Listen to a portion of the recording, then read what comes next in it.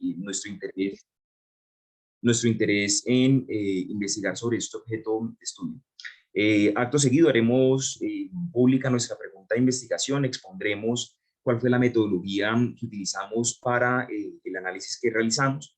Pondremos de presente algunos presupuestos teóricos que resultan imprescindibles para el adecuado entendimiento de el análisis cualitativo que realizamos del marco normativo de los mecanismos del Sistema Integral para la Paz, como pasamos a notar más adelante, de lo que dan cuenta la reparación y la reincorporación, como lo conocemos en Colombia, o reintegración de lo que habla la literatura internacional o alguna también nacional.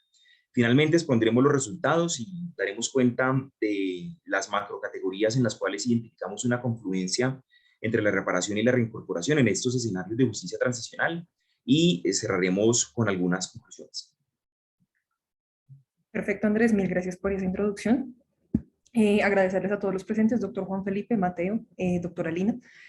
Continuando con nuestra presentación, lo primero que tenemos que hacer es contextualizarnos en dónde nos situamos nosotros al redactar nuestra monografía de grado.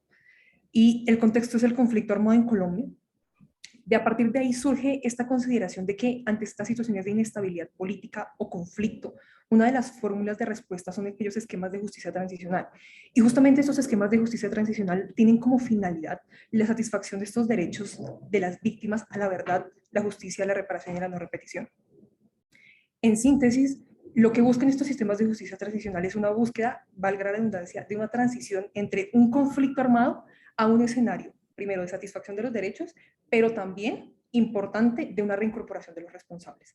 Esto va a sentar las bases de nuestra pregunta de investigación, entendiendo primero si existe o no una relación entre la reparación y la reincorporación. Damos paso entonces a nuestra pregunta de investigación y vamos a analizar esa relación entre esos dos conceptos en una única vía. Es decir, vamos a analizar si la reparación puede ser una vía o un mecanismo para lograr la reincorporación de los responsables en este tipo de escenarios. Entonces, la pregunta de investigación se condensa en sí. La reparación a las víctimas de conductas violatorias a los derechos humanos y al derecho internacional humanitario en el marco de conflictos armados puede ser al tiempo un mecanismo que contribuye a la reincorporación de los responsables. Es necesario acotar que este análisis se va a centrar dentro del contexto colombiano y más específicamente dentro del sistema integral de verdad, justicia, reparación y no repetición de cara al acuerdo final. Este sistema es un conjunto de mecanismos y medidas que busca garantizar los derechos de las víctimas a la verdad, la justicia, la reparación y la no repetición que fueron establecidos dentro del acuerdo final. Adicionalmente, cabe hacer la acotación de que nuestra monografía se centra específicamente dentro del marco normativo de los mecanismos del sistema, que se condensan principalmente en la Comisión para el Esclarecimiento de la Verdad, la Unidad de Búsquedas para Personas Dadas por Desaparecidas y la Jurisdicción Especial para la Paz. En ese sentido, queda delimitada todo el análisis de nuestra tesis, como iremos a desarrollar a lo largo de la presentación. La metodología que utilizamos para este ejercicio fue un análisis cualitativo del marco normativo de los mecanismos del Sistema Integral para la Paz. Como expuso mi compañera Lady, si bien el Sistema Integral se compone tanto de mecanismos como medidas, de las que son las garantías de no repetición y el derecho a la reparación integral, entre otros que ha reconocido la jurisprudencia constitucional, el ejercicio que nosotros realizamos fue delimitado al marco normativo de los mecanismos, lo que no obsta para que eventualmente, y dada pues la naturaleza del objeto de investigación de esta monografía, eventualmente hagamos referencia precisamente a esos derechos a la reparación integral y a la no repetición en el contexto de los mecanismos del sistema integral. Es decir, la delimitación se realizó materialmente sobre el marco normativo que desarrolla los mecanismos del sistema, sin perjuicio de que hagamos mención a sus demás componentes. El ejercicio que hicimos en últimas fue una actividad inductiva de la norma, tomando como herramienta teórica principal la bibliografía nacional e internacional que está disponible en materia de reparación y de reintegración, como se conoce en la literatura. Este es un ejemplo del ejercicio de estandarización que hicimos. Nosotros cogimos todo el marco normativo de los mecanismos y los cruzamos con base en unas macrocategorías que fueron establecidas por nuestra parte a partir del ejercicio inductivo que realizamos. Ya más adelante, cuando entremos a revisar estas macrocategorías al detalle, vamos a explicarles cómo se llegaron a cada una de estas. Pero antes de entrar a hablar de estos hallazgos, o de estos puntos de encuentro, tenemos que partir de unos presupuestos teóricos con base a los cuales hicimos este ejercicio inductivo, como lo son la reparación y la reincorporación. Exactamente, vamos a implementar el término de la reintegración como un término genérico. Si se dan cuenta, dentro del título de la monografía se encuentra el término de reincorporación. Esto lo pasaremos a explicar inmediatamente, el por qué existe esta dicotomía. Vamos a emplear el término de reintegración como un término genérico que aluda a los programas de desarme, desmovilización y reintegración en un escenario internacional. Y que a fin de cuentas, en un concepto muy mínimo, termina atendiendo a los programas atinentes al retorno a la vida civil de los excombatientes. ¿Qué sucede? Este concepto ha tenido una evolución distinta, especialmente dentro del contexto colombiano, y eso es lo que nosotros analizamos dentro de nuestra monografía.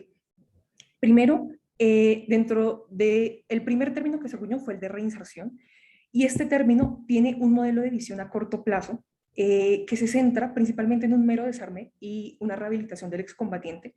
Sin embargo, se atienden apenas unas necesidades básicas, reitero, en un corto plazo. Entonces, lo que se busca es una estabilización momentánea del excombatiente, una vez este deja las armas. Lo importante de este modelo es que cuando empezó a presentar las falencias que consideramos, justamente por esa visión a corto plazo, fue necesario evolucionar al término de reintegración propiamente dicha, como la denominamos nosotros, que ya se basa en un esquema mucho más enfocado a un mediano y un largo plazo, y se termina enfocando en las capacidades técnicas sociales de quienes dejan las armas, entendiendo que este proceso, dentro del proceso de reintegración del excombatiente, entran a jugar múltiples variables, como el apoyo de las familias y de las comunidades receptoras, y son todas estas variables las que se tendrán en cuenta dentro de este modelo de reintegración y su diferencia esencial con el modelo de reinserción.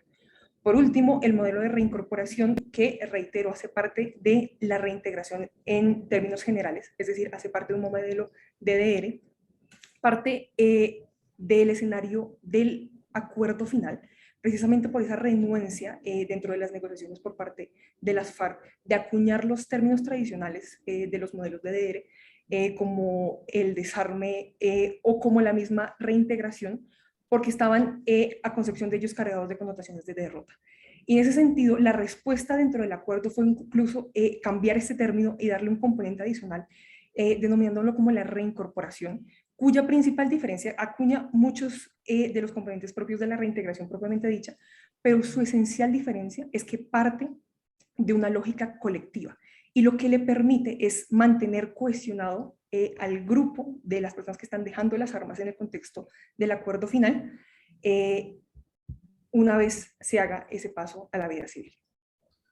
Y por supuesto, esa es la principal diferenciación, entendiendo nuevamente que el concepto genérico estamos hablando en términos de reintegración. Y sin perjuicio de que ese proceso en el marco del acuerdo también se pueda llevar de manera individual. A su vez, organismos internacionales como las Naciones Unidas han profundizado dentro del concepto de reintegración y lo han definido como aquellas medidas orientadas a fortalecer el potencial socioeconómico de los excombatientes y de sus familias, atendiendo, por supuesto, a que se hagan de forma íntegra y que se busquen atender aquellas necesidades, tanto económicas, pero esencialmente sociales, políticas y legales de los desmovilizados. Esa concepción, a su vez, se acompasa con el concepto que se le ha dado a este mismo término en Colombia, que entiende las dimensiones de educación, de sostenibilidad económica, habitabilidad y vivienda, bienestar psicosocial integral, salud, comunidad y familia, tal y como lo ha descrito. Y no por más, la misma Corte Constitucional de Colombia reconoce que este contexto de reincorporación y de reintegración sea en un territorio específico, y que dentro de eso hay diferentes dinámicas sociales y políticas sin las cuales este proceso de reincorporación y una eventual garantía de no repetición serían muy difíciles de lograr. Por eso la misma Corte Constitucional alude a este término como una forma de fortalecimiento del tejido social, de la reconciliación y, por supuesto, de la no repetición como un elemento esencial tanto para la reincorporación como para la reparación. Y es precisamente partiendo de este hecho que es fundamental establecer que para que exista un proceso adecuado de reincorporación se necesita unas bases mínimas de convivencia pacífica, de libertad de tensiones en los territorios, sin las cuales no sería posible adelantar el proceso de reincorporación. Estas dinámicas sociales, estas dinámicas políticas de la reincorporación que se dan en un territorio específico, tienen que ser solucionadas y para eso la reparación puede jugar un papel fundamental, permitiendo que precisamente se den condiciones para que estas personas que en su momento adelantaron hechos victimizantes puedan volver a las comunidades y reintegrarse a la sociedad civil. Dadas las condiciones pues, particulares del actual sistema de justicia transicional colombiano, se suele creer que este concepto es igual o por lo menos equivalente con el de la justicia restaurativa, cuando en realidad son dos categorías completamente distintas, tienen orígenes y aplicaciones distintas. Piénsese, por ejemplo, que la justicia transicional surge buscando dar transición propiamente de escenarios de conflicto, vulneración masiva de los derechos humanos, a otros en donde haya en una mayor o menor medida una garantía de respeto a estas prerrogativas fundamentales.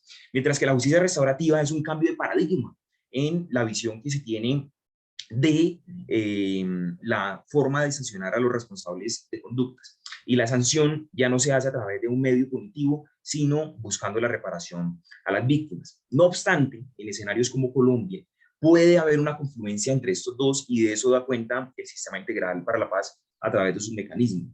Es un sistema de justicia transicional que presta, que toma elementos de la justicia restaurativa y en ese sentido se genera un caldo de cultivo que precisamente posibilita la convergencia entre la reparación con la reincorporación. Reparación, que valga decirlo, tiene una raigambre a nivel constitucional y legal muy vasta en el país. Ha sido reconocida en en normas tan importantes como la Ley 1448/2011 de las víctimas y en nuestro bloque de constitucionalidad en sentido estricto por medio de la Convención Americana sobre Derechos Humanos, el Pacto Internacional de Derechos Civiles y Políticos, protocolo segundo adicional a los convenios de Ginebra, la Convención Internacional para Protección de todas las personas contra las desapariciones forzadas y también el soft law o en el bloque de constitucionalidad en sentido lato, a través de los denominados principios de Heron, Joinet, entre muchas otras normas que se quedan por fuera.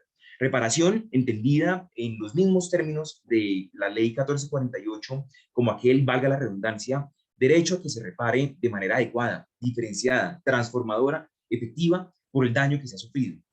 Esta prerrogativa, ese derecho fundamental del que son merecedoras las víctimas, se conquista por medio de múltiples mecanismos. Así lo ha reconocido la literatura nacional e internacional y la misma jurisprudencia.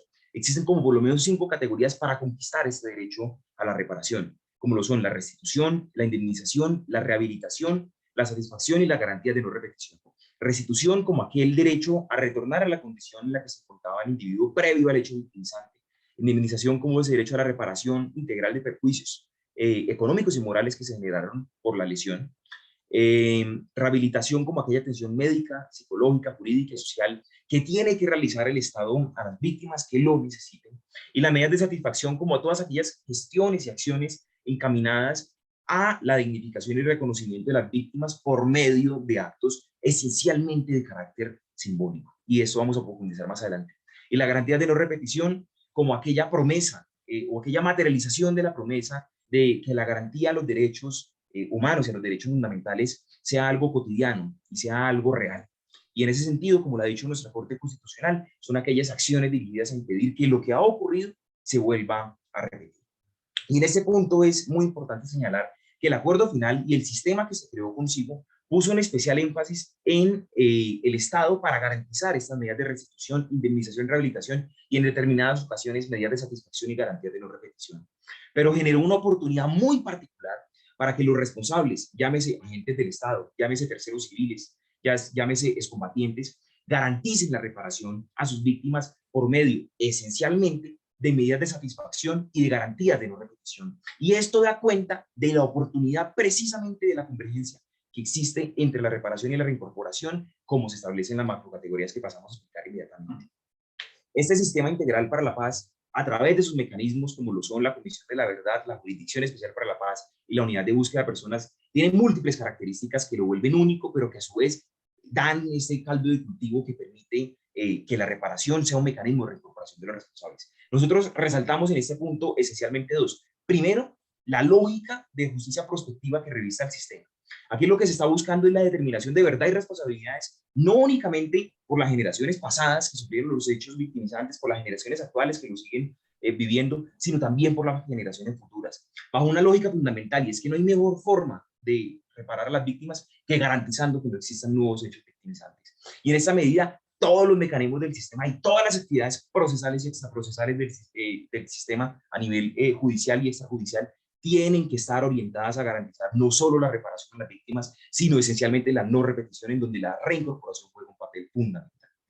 Y asimismo, el principio de integralidad que dicta que todos los mecanismos y medidas del sistema están no de forma jerarquizada, sino al mismo nivel, y todas deben buscar en la misma medida la garantía a la verdad, la justicia, la reparación y la no repetición, en donde el hecho de que un responsable garantice la reparación a sus víctimas es inescindible para su ruta de reincorporación. Y una vez tenemos claridad sobre estos dos conceptos esenciales en el desarrollo de nuestra monografía, tenemos que presentar de manera clara cuáles fueron los resultados que arrojó esta investigación. Lo primero es que, tomando en consideración la metodología inicial que planteamos del análisis cualitativo del marco normativo del Sistema Integral de Verdad, Justicia, Reparación y No Repetición, incluyendo además diferentes pronunciamientos de la misma Jurisdicción Especial para la Paz, como resultado de ese análisis identificaron 6 macrocategorías que pueden aportar a los fines que estamos buscando con esta investigación. Estas macrocategorías terminan condensando múltiples espacios, escenarios procesales o actividades dentro de cada uno de los mecanismos del sistema integral y las agrupamos de tal forma bajo la relación de género-especie, identificando principalmente cuál era el objetivo más claro al que apunta. Y en este punto tenemos que hacer la claridad de que estas macrocategorías sí son conceptos que están incluidos dentro de la normativa, pero que nosotros apropiamos en el marco de nuestra investigación y que clasificamos teniendo como objetivo la pregunta de investigación. Y como pueden verlo, la primera de las 6 macrocategorías son las contribuciones a la verdad y reconocimiento de responsabilidad, que en el marco del sistema integral todos los actores, tanto responsables como víctimas y como la misma comunidad, tienen la oportunidad a lo largo de todos los procesos que se llevan dentro del sistema de hacer un relato de su verdad. Y por supuesto, cuando corresponda, en el caso de los responsables, de asumir responsabilidad por los hechos que les sean atribuibles. De esta forma se sientan las bases para la reconciliación y para la reincorporación de los responsables, entendiendo que esto incorpora un proceso de sanación de ellos y un autorreconocimiento como actores obligados dentro de este proceso de paz. Además, estas contribuciones a la verdad no solamente vienen ligadas directamente con el derecho a la verdad que les asiste a las víctimas, sino que también están vinculadas directamente con la satisfacción de todos los demás derechos que hacen parte de este sistema. Como pueden ver, hay distintos ejemplos de esos espacios o actividades que se pueden desarrollar a lo largo del sistema que englobamos dentro de esta macrocategoría específica, como son los espacios de contribución a la verdad dentro de la Comisión de la Verdad o las versiones voluntarias. Y como podrán ver a continuación dentro de la presentación, este cuadro termina mostrando el ejercicio que llevamos a cabo al interior de nuestra investigación. Andrés, si puedes cambiarla. Eso, perfecto. Y si se dan cuenta, lo que hicimos fue estandarizarlo y dejar claro cuál es el espacio, cuál es la norma y el artículo específico donde se encuentran previstos, una explicación breve de qué espacio o actividad estamos desarrollando dentro del sistema y lo más importante, los puntos de encuentro entre la reincorporación y la reparación, entendiendo además, o más bien atendiendo además a la clasificación que hacíamos al inicio de la vía en la que estamos verándolo como la reincorporación, la reparación como un mecanismo de reincorporación. La segunda de las 6 macrocategorías que logramos analizar engloba las acciones concretas de contribución a la reparación y las medidas simbólicas que se dan incluso en el marco de estas. Y esto se termina manifestando como uno de los escenarios más directos de interacción de los responsables en la satisfacción de los derechos de las víctimas. Y en consecuencia es un escenario más que propicio para la interacción de estos dos conceptos y para lograr la materialización de lo que estamos buscando con nuestra investigación. Estas acciones concretas constituyen además un escenario idóneo para la manifestación de diferentes medidas simbólicas y no se limitan únicamente a las que se encuentran plasmadas a lo largo del acuerdo final, sino que serán y seguirán siendo determinadas a lo largo del proceso que se lleve al interior del sistema. Nuevamente, a modo de ejemplo, tenemos la participación en obras de reconstrucción de infraestructura en los territorios más afectados por el conflicto o la participación en los programas de sustitución de cultivos ilícitos. Nuevamente, la síntesis que realizamos y el ejercicio que realizamos en nuestra monografía. Y la tercera de las 6 macrocategorías que vamos a desarrollar en este punto son las garantías de no repetición. Y esas garantías de no repetición, como se pueden dar cuenta, se reconocen como un derecho autónomo de las víctimas y se desliga por su relevancia incluso de la verdad y de la reparación, sin perjuicio de su inescindible relación. Y las mismas garantías de no repetición son o adquieren esa relevancia propia, dado que están orientadas a evitar la reincidencia en estos espacios de violaciones a derechos humanos y al derecho internacional humanitario. Constituyen, por lo demás, un mecanismo de reparación pese a considerarse un derecho autónomo, y tiene una relación directa con la reincorporación de los responsables, que es uno de los puntos de encuentro más claros que analizamos a lo largo de toda nuestra investigación, entendiendo la reincorporación como ese primer paso de retorno a la vida civil de los excombatientes y la lucha política dentro del marco de la legalidad. Nuevamente pueden evidenciar la síntesis que realizamos a lo largo de nuestro proceso y cómo terminamos orientando nuestra investigación para que se fuera sistematizando y entendiendo las oportunidades a lo largo de todo el sistema. A lo largo del sistema integral y particularmente de la Jurisdicción Especial para la Paz existe un principio rector que se llama principio ideológico, procedimiento ideológico. Este lo que determina es un espacio de confluencia entre víctimas y responsables o comparecientes, como se determina en el sistema, en donde cada una puede contar su verdad y dar su versión de los relatos. Esto es dignificante en la medida en que, a diferencia de un sistema de justicia tradicional, los intervinientes especiales, como se le conoce a las víctimas en otros espacios de justicia, no son menos que las partes procesales, sino que están en una equivalencia en donde se les permite dialogar de par a par y construir colectivamente la verdad cuando ello es posible. Es un espacio que dignifica a las víctimas al reafirmarlas y validar su relato y validar su rol en la construcción de paz. No solo hacia adentro, sino hacia la sociedad, donde se refleja su relevancia en el proceso de construcción de posconflicto. Y asimismo tiene la oportunidad y la potencialidad de contribuir a la reincorporación por medio del deber que tienen los responsables de escuchar y entender aquello que no han querido escuchar o no han podido escuchar y entender. Y es ese rol que tienen no solo en el proceso de desarrollo del conflicto armado, sino también en el proceso de construcción de paz en este escenario de posacuerdo. Y en últimas, como vimos también en la primera macrocategoría, esto ayuda a luchar contra estas versiones de revisionismo al afianzar los relatos de verdad y al afianzar el conocimiento sobre lo ocurrido. De igual forma, como quinta macrocategoría que identificamos está el régimen de condicionalidad. Esto en esencia es, se estableció en el marco del acuerdo y el sistema normativo que lo desarrolló, que los comparecientes con el fin de obtener beneficios en el marco del sistema deben cumplir con ciertas obligaciones. ¿Cuáles son esas obligaciones? Esencialmente, contribuir a la verdad, asumir responsabilidades cuando ello corresponda, reparar a las víctimas y garantizar la no repetición. Esto es, en esencia, una norma que dispone, o un punto de norma que dispone la libertad o la reincorporación en libertad a que se garantice la reparación.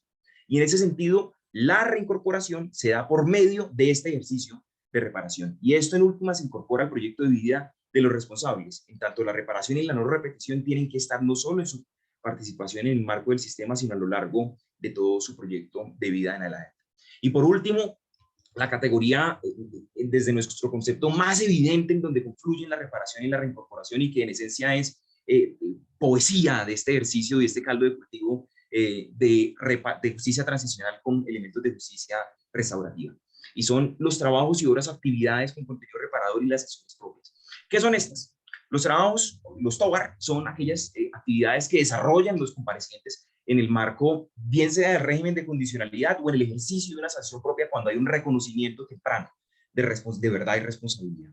Y lo que conllevan es el desarrollo de un proyecto productivo, en donde el responsable no solo contribuye por un proyecto en general, donde el responsable no solo contribuye a su reincorporación propia, sino también a la reparación de las víctimas. Piénsese, por ejemplo, en un excombatiente que participó en la destrucción de un pueblo campesino en sus años de combatiente.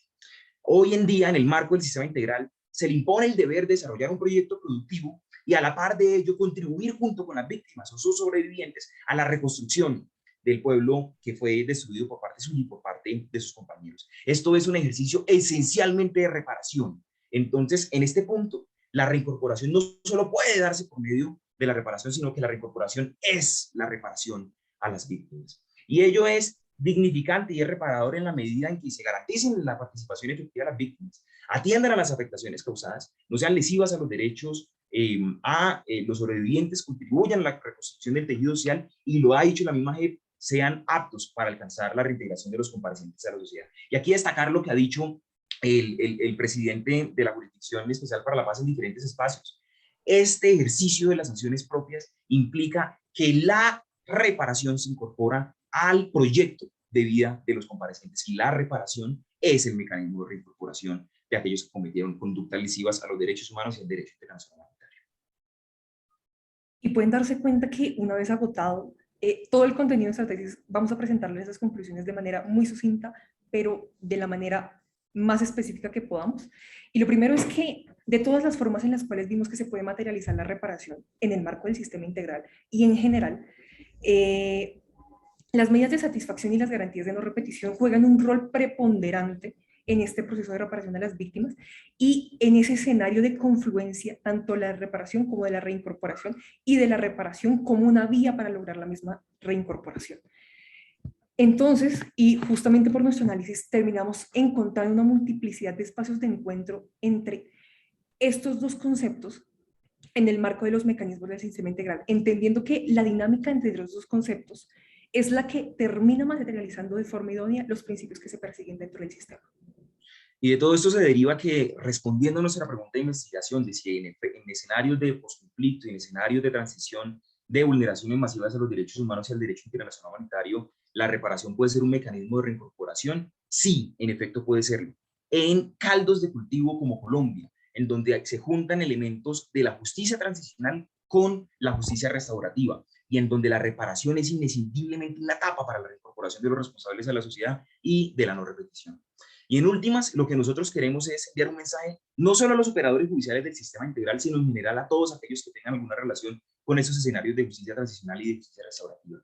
Y es que la reparación y la reincorporación no se pueden analizar como dos conceptos distintos, sino que están plenamente interrelacionados. Y ello conlleva que la construcción de paz, la construcción de verdad y la responsabilidad no se puede dar únicamente desde la perspectiva de aquellos que cometieron conductas lesivas, sino también de aquellos que la sufrieron. Y en esta medida la reparación tiene la vocación de servir a la reincorporación de los responsables, y de otra forma no podremos salir de este escenario de posconflicto. Muchas gracias. Muchas gracias a todos. Muy bien. A Lady y Andrés, un agradecimiento especial por plantearnos este trabajo y presentarnos. A continuación, la evaluadora de este trabajo, la profesora Lina Chaparro, pues hará sus preguntas y comentarios al trabajo de los estudiantes. Profesora Lina, muchas gracias por este trabajo evaluativo. Muchas gracias primero a Andrés y a Lady, por supuesto también a la dirección de Mateo, a la invitación del departamento, al doctor Juan Felipe.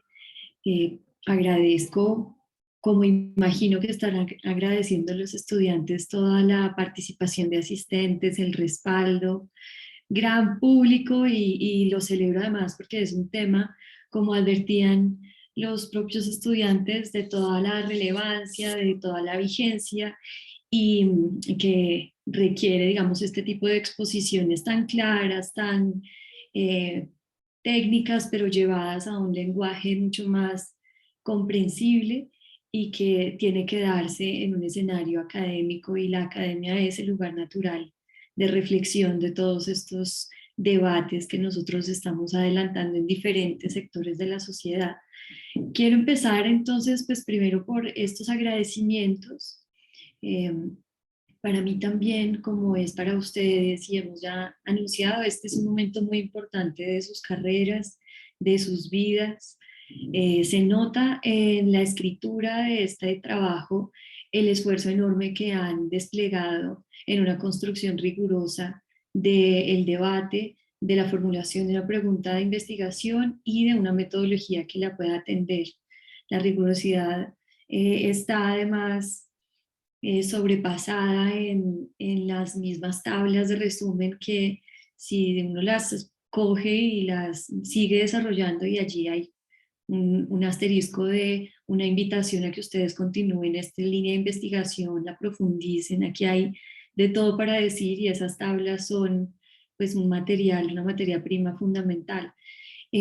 Pero digamos, lo que quiero decir con ello es que es destacable para mí la manera en la cual está construido el trabajo metodológicamente, y la investigación es una investigación que da cuenta de una rigurosidad académica que se espera en la facultad, en la universidad, y que por supuesto además permite a nosotros siempre extenderles una invitación para la continuidad de estas labores en clave de la comprensión del perfil del abogado javeriano como un perfil diverso y amplio que supera el ejercicio profesional, digamos, limitado al litigio o enfocado estrictamente en las oficinas de abogados, y que encuentra en el desarrollo de la investigación y el perfil del investigador un lugar cada vez más fructífero y cada vez más interesante, y en el que pues ustedes creo que tienen aquí grandes cualidades para destacar. Quiero también precisar que algunas de las sugerencias que fueron remitidas al equipo de trabajo, al director del trabajo y a los estudiantes para lograr que el trabajo creciera en términos de claridad, en términos de precisión, en la posibilidad, digamos, de dar una continuidad en la construcción del argumento y su lectura, desde mi punto de vista fueron completamente atendidas, y eso nos tiene hoy aquí, pero además su esfuerzo. Y claro, pues la comunicación escrita es muy limitada, pero este es el momento para poder decirles que son siempre unas recomendaciones que se dan en clave, digamos, de poder contar con un resultado óptimo en el que ustedes puedan sentirse, digamos, completamente tranquilos respecto a su calidad y a la manera en la cual esta va a ser su primera carta de presentación ante el mundo, y puedan después de esto trabajar, digamos, en sus propias publicaciones y demás. En ese sentido, pues celebro mucho las precisiones de forma respecto de la redacción y las maneras en que podíamos nosotros todavía acotar más conceptos. En la presentación como en el texto está mucho más claro, y la distinción, digamos, fundamental entre lo que significa la reincorporación de la reintegración y las formas en las cuales fue una discusión radical en la negociación del acuerdo final de paz, y cómo marca una ruta que estructura hoy en día incluso los debates que estamos sosteniendo, ¿no? Aquí, y para poder, digamos, además ser precisa y respetuosa del tiempo, quisiera extenderles la primera pregunta. Bien, una de las maneras en que se puede leer la reintegración, lo enunciaban ustedes además, es como un ejercicio de política pública.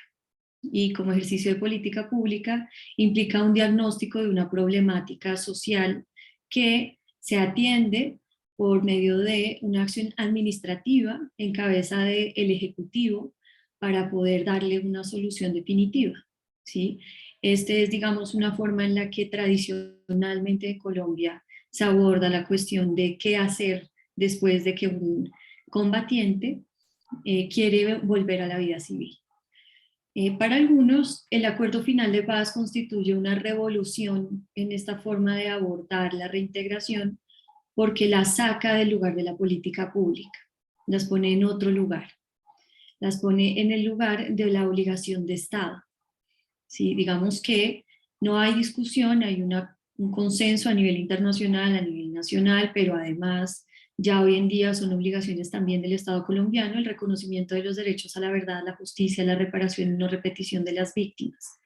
No existe algo como un derecho a la reintegración o un derecho a la reincorporación.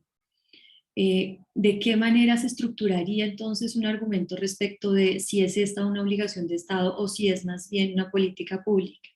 La formulo como primera pregunta, pensando en la relación de causalidad que ustedes están estableciendo desde el título, ¿no? La reparación como una variable que afecta la reincorporación. Es decir, uno tendría que pensar desde esa invitación que hace el título, que si uno afecta o estructura bien la reparación, va a poder garantizar que la reincorporación se haga de mejor manera.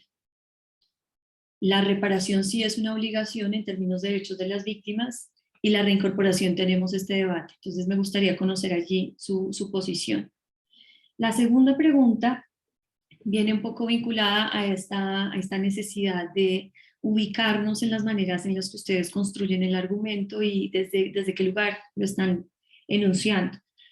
Hacen esta distinción explícita sobre entre mecanismos y medidas, enunciando que los mecanismos para ustedes están puestos en el lugar de la Jurisdicción Especial para la Paz, la Unidad de Búsqueda de Personas Dadas por Desaparecidas y la Comisión de Esclarecimiento. Si eso es así, me gustaría que nos contaran, por favor, para ustedes cuáles son las medidas o en qué consiste la distinción de las medidas. Y en últimas, la pregunta hacia dónde quiero ir y la reflexión que quisiera que ustedes, por favor, nos presentaran es si estas macrocategorías que ustedes nos plantean y las que ustedes hacen la clasificación de toda la revisión del análisis cualitativo normativo, son unas medidas o podrían denominarse medidas. Y si son medidas para la garantía de la reparación y por tanto para la garantía de la reincorporación. Es decir, el diseño normativo del Acuerdo Final de Paz del Sistema Integral para la Verdad, Justicia y la Reparación incorporó regado en diferentes lugares muchas medidas para garantizar la reparación y la reincorporación a través, digamos, de esa lectura sistemática que ustedes están allí sugiriéndonos. Y una tercera pregunta, pues como ven son preguntas amplias, entonces voy a hacer solo 3 inicialmente. Si llegamos a tener alguna otra, pues después les digo. Y también todo esto para que se relajen, estén más tranquilos, pueden sonreír lo que quieran. Yo sé que esto es muy estresante. Es muy interesante pensarse la cuestión de la reincorporación en el debate que incluso tuvo en el Acuerdo de La Habana y el debate que después suscitó ya en la implementación del Acuerdo Final de Paz, la cuestión de la reincorporación como un proyecto de vida, ¿sí? Que lo enuncian ustedes. Eso me gustaría mucho que nos contaran un poco más en qué podría significar un proyecto de vida en clave de una lectura de reparación y de reincorporación. Advierto, y no está enunciado así en el trabajo, pero creo que si ustedes continúan esta agenda de investigación, cuando señalen los aportes de esta investigación, este es uno de los aportes esenciales, porque hay una pregunta grande respecto de ¿cuándo se acaba la reintegración? ¿Cuándo se acaba la reincorporación? O yo soy reincorporado de por vida. ¿Sí? ¿A quién se reincorpora y cómo? ¿No? Y al final, hablar de un proyecto de vida, entonces, estrictamente hace una referencia a un lapso de tiempo y a una lectura sobre el lapso de tiempo que tiene la vigencia de la reintegración y de la reincorporación. Y les digo que este es pues es un debate fundamental, pero es un aporte además que ustedes van allí hilando, precisamente porque lo que tenemos de fondo, esta es una palabra que no enunciaron ustedes en la presentación, y entonces aquí les cierro más la pregunta, es ¿cuál es la relación entre la reintegración, la reincorporación y la reconciliación? ¿No? La reconciliación como uno de los fines incluso del Acuerdo Final de Paz, ¿no? Y que allí ustedes tengan la oportunidad de explicarnos más al detalle su visión sobre el proyecto de vida. Y por ahora dejamos ahí. Nuevamente es un gusto verlos, están muy elegantes. Muchas gracias por la invitación a la lectura. Muy bien, entonces muchas gracias, doctora Lina Chaparro. A continuación, entonces, como lo explicábamos al inicio de esta sustentación, hay 3 preguntas en la mesa y procedemos a que los estudiantes respondan a dichas preguntas, como lo anunció también la evaluadora. Si surgen más en ese intercambio, en esta conversación que se suscita, pues también podría hacerlo la profesora Lina. Y también les invito a quienes están presentes en esta conexión a que sí, después de que cerremos ese ciclo de conversación que está enfocada ya en la evaluación, quizás desde el ámbito más académico, en un tema tan relevante, podamos hacer algunos comentarios o preguntas.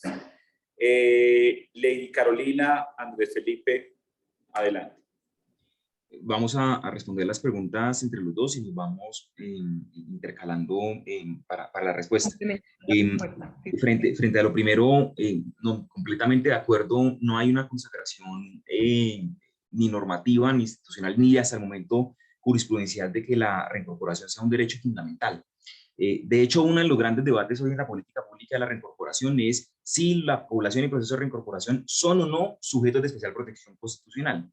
Están buscando precisamente que eventualmente la Corte Constitucional haga esa declaración para que se declare un estado de cosas inconstitucionales en lo que tiene que ver por lo menos en las garantías de seguridad para el proceso de reincorporación. Y ello acarrearía que en determinada forma habría que reconocer cierto papel de fundamentabilidad del proceso de reincorporación.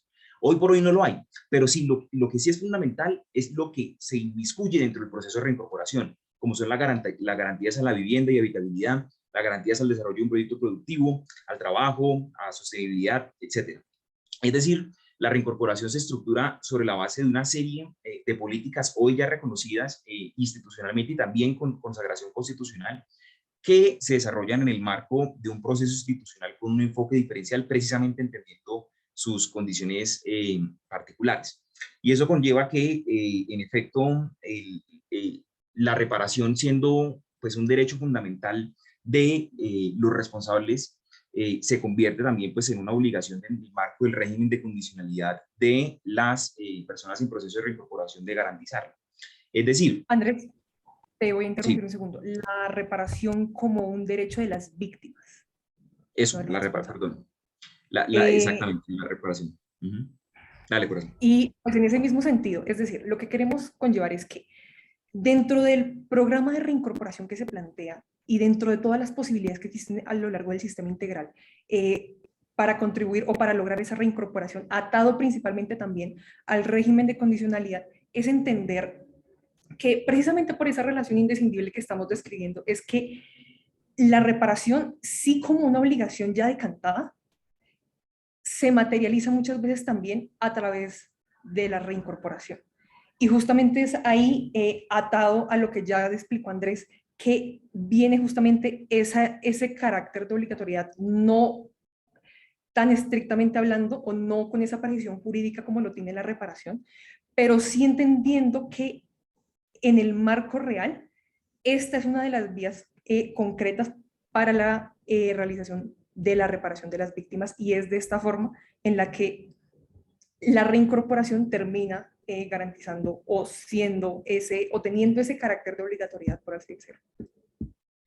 Y uno lo podría ver de dos formas, de una forma limitada a como está normativamente y como se ha manejado clásicamente en los procesos de desmovilización, desarme y reintegración, y es que la reincorporación conlleva, la reintegración conlleva necesariamente como primera obligación, y esa es por ejemplo la primera obligación del régimen de condicionalidad, dejar las armas y no volver a alzarlas nunca más, ¿sí? Y eso ya de por sí, como lo vimos dentro de los 5 mecanismos que existen para la reparación, es la plena garantía de no repetición y es ya de por sí reparador también desde esta lógica de justicia prospectiva.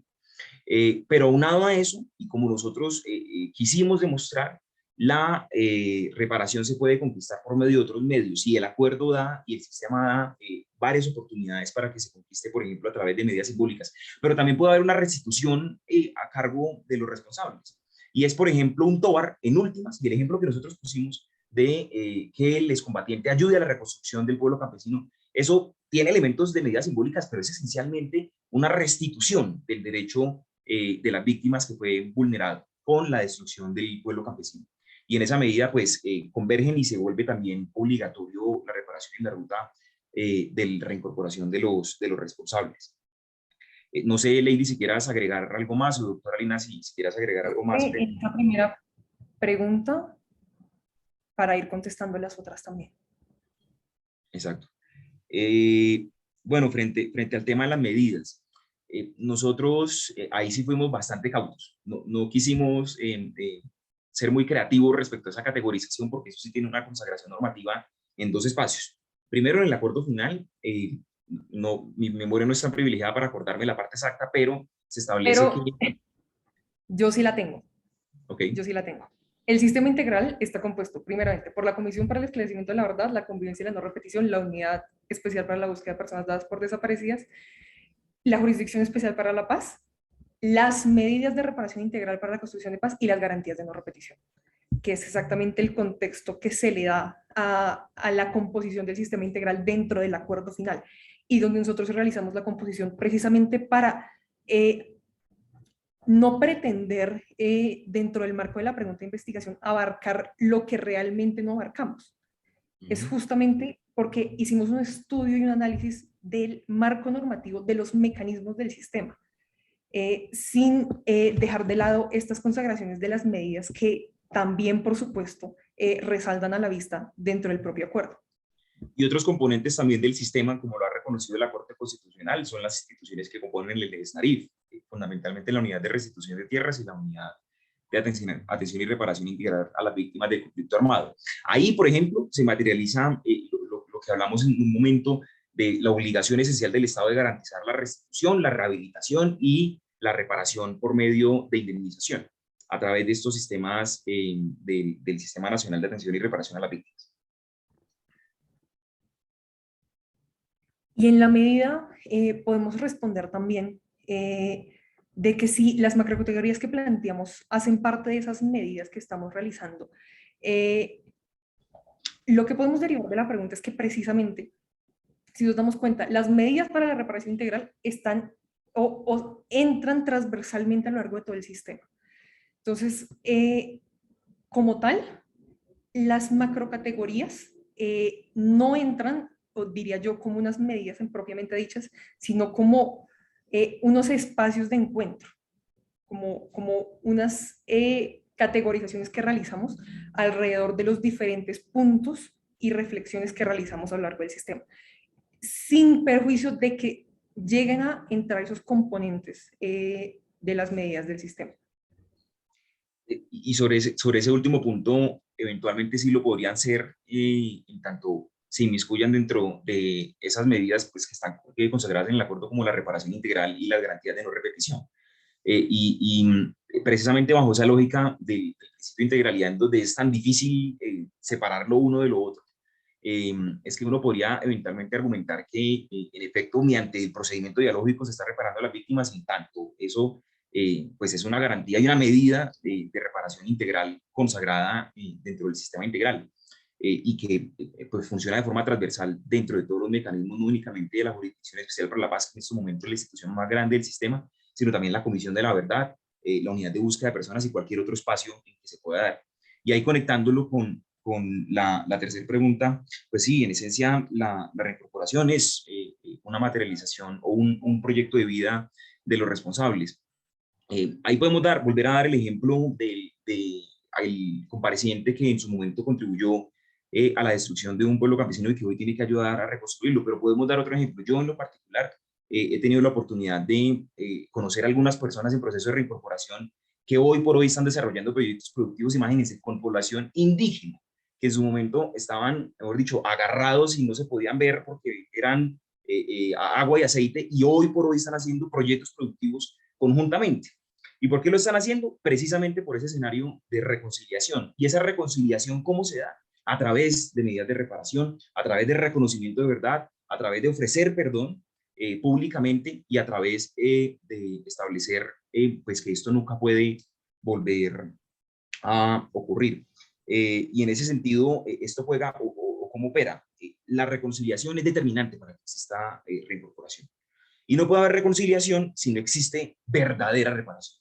Las víctimas y el territorio y las comunidades no van a aceptar el ingreso de quienes han dejado las armas si no existe, en efecto, medidas sinceras de disculpas, medidas sinceras de reparación integral, y en esa medida un proceso de reincorporación no podría funcionar. Y aquí podríamos llegar a una conclusión más grande, y es que además de tener la reparación, la potencialidad de contribuir a la reincorporación, pues es también determinante, porque sin esta no podrían darse escenarios de reconciliación o por lo menos de convivencia pacífica que permitan la reincorporación en los territorios.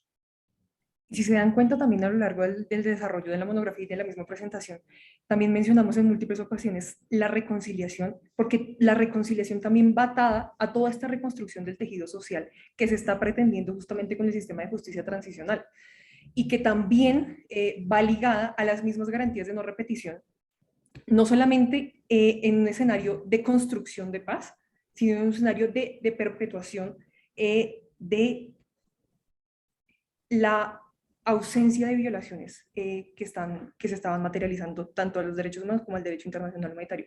Por eso es que la reincorporación y la reparación tienen justamente esa relación tan clara con la reconciliación, y es el entendimiento de que para lograr la reconciliación tenemos que involucrar a todos los actores que están presentes. Y para involucrar a todos los actores que están presentes tenemos que contar con la satisfacción de los derechos de las víctimas y tenemos que contar con la reincorporación de los responsables también como actores esenciales dentro de este proceso.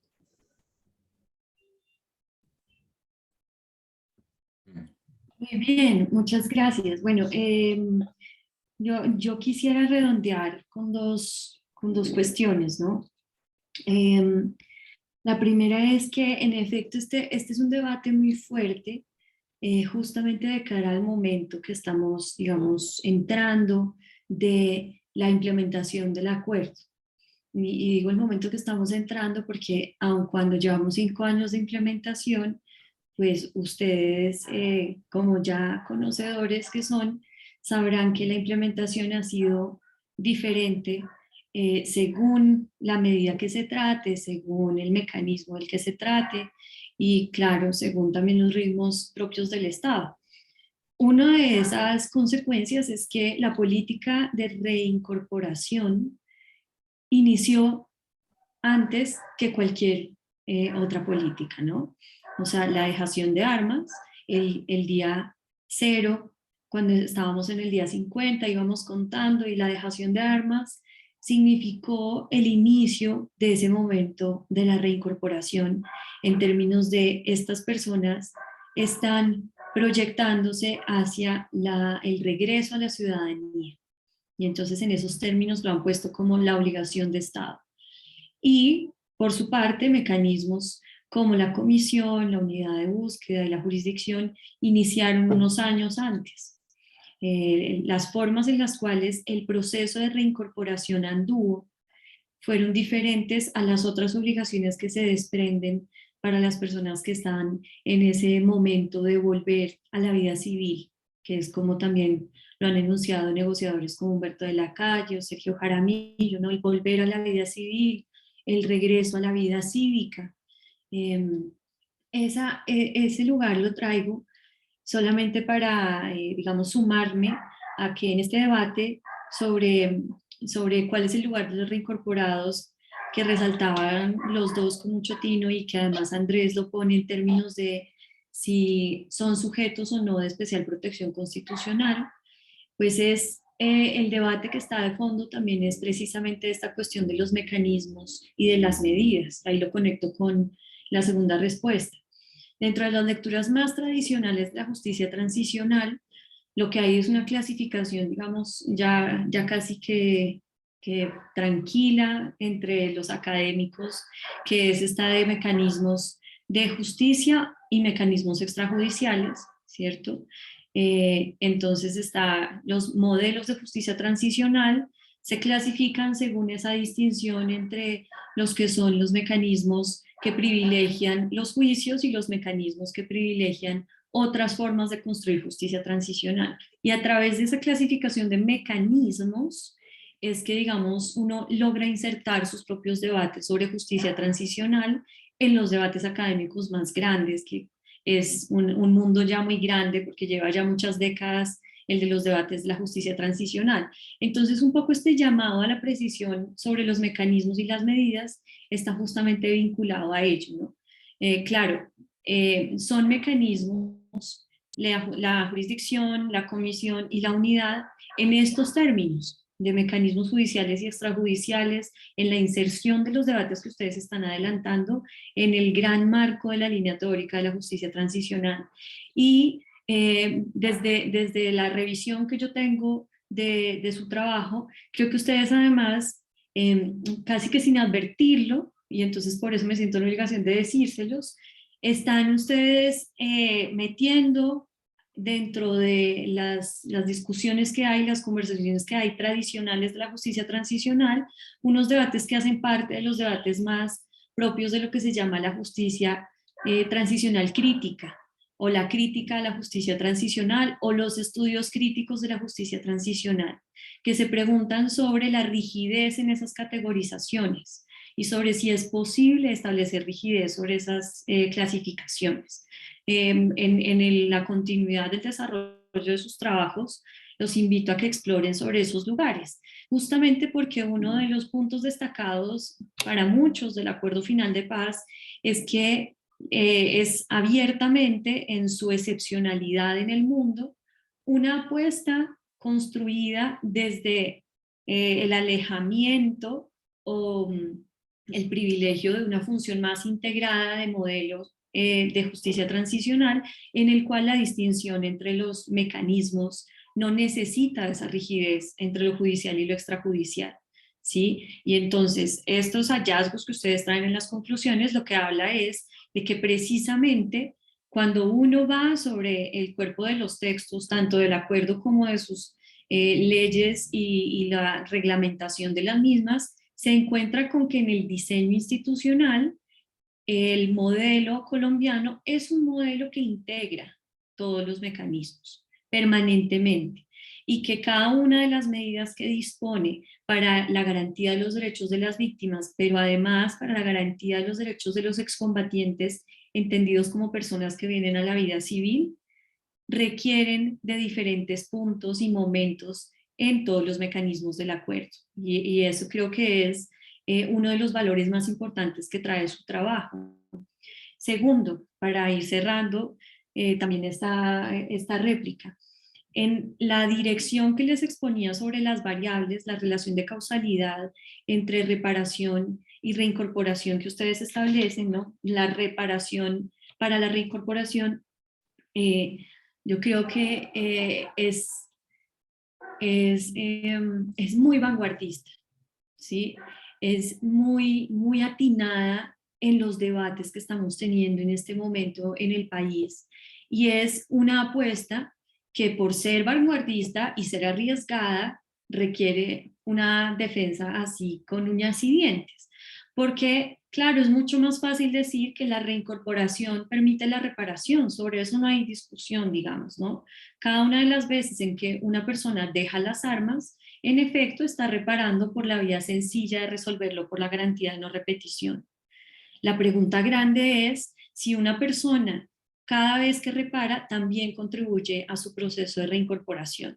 Y entonces allí tal vez el llamado que haría o la insistencia sería a que en el momento de la enunciación de la reincorporación, más allá de la cuestión de la política pública, más allá de la cuestión de cómo estas personas están colectivamente buscando, digamos, volver a la vida legal, que además creo que son pues, unas afirmaciones que nuevamente nos ponen a conversar sobre los puntos más sensibles del contenido de esas definiciones. La cuestión central al final, y por eso lo enunciaron en esos términos los negociadores, es ¿qué es eso de volver a la vida civil? Y en qué consiste mi derecho como excombatiente a volver a ser considerado ciudadano. Y en eso celebro muchísimo. Yo no los conocía de estudiantes, les cuento además al público general para que no crean que es que ya había un amor previo.